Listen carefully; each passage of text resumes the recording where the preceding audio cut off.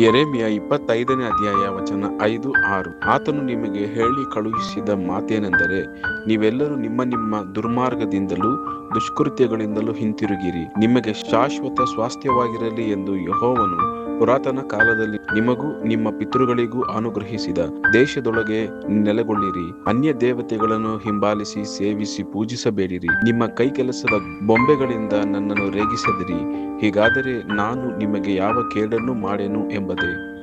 Jeremiah chapter 25 verse 5-6. They said, "Turn now each of you from your evil ways and your evil practices, and you can stay in the land the Lord gave to you and your ancestors forever and ever. Do not follow other gods to serve and worship them. Do not arouse my anger with what your hands have made. Then I will not harm you."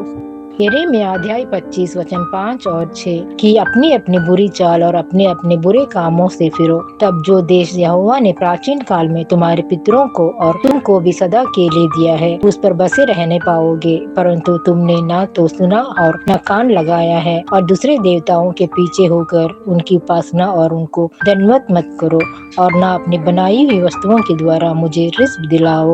तब मैं तुम्हारी कुछ हानि न करूँगा।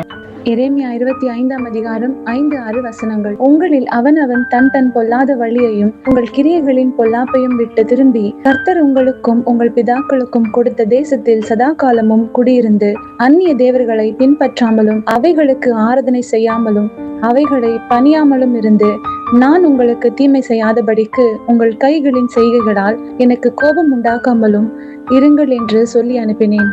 యెరెమీయా 25వ అధ్యాయం 4-6 వచనం.